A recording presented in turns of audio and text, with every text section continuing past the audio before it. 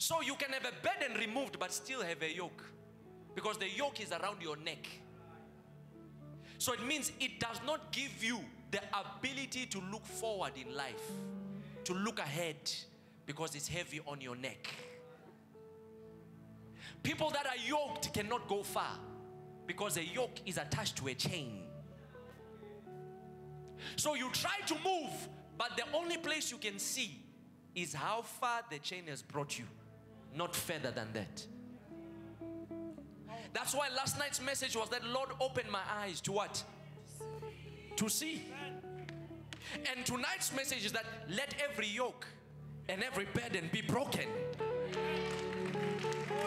so that you can see ahead with no limitations. Let me tell you something. The spiritual world is so real, you have to be careful.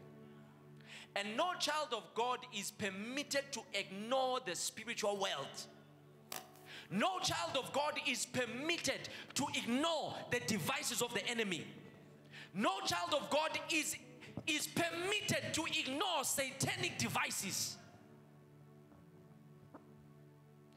Even if you are the friend of Jesus, the closest to Jesus, you must still be aware spiritually. Am I in the right church? Isn't it that when they were seated at the supper, Jesus spoke to Peter and said, the devil has made a request for you. This man is seated with Jesus, and he did not know that the devil is asking for him. It needed a man with a spiritual insight to know that, hey, a letter has been received. The devil is asking for you, but I've already prayed for you.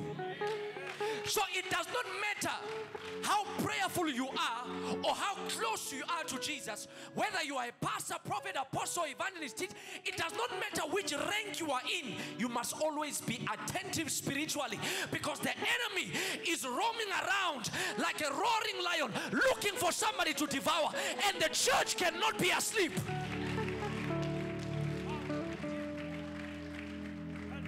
You'll be amazed how many people even today are saying, I prayed last week, why must I pray today? I prayed last year, why must I pray today? I gave my offering to the church, why must I do it today? It's because you are not paying attention. The enemy does not stop, why must you?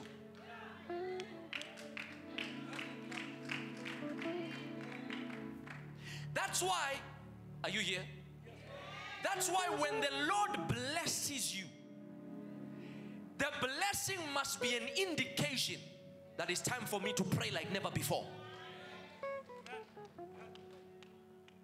Somebody say, I hear you. You know why I'm saying this? Because the blessing is meant to encourage you, not to put you in a place of comfort. Because there are many who receive a blessing, they receive an answered prayer and be like, it's my time to relax. I've been praying, let others pray. I've been fasting, let others fast. I've been going to church, let others go to church. But you don't realize the enemy says thank you. Because the enemy is very patient. He waits for the right time. He waits until you are confused.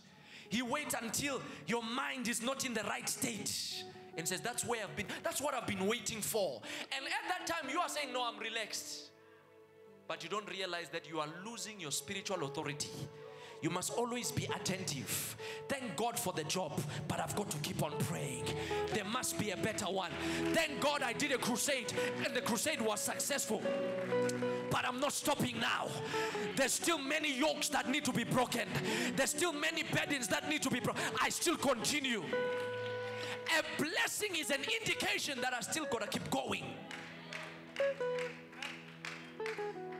Are you here? And I always say this to people because the Holy Spirit said this to me once.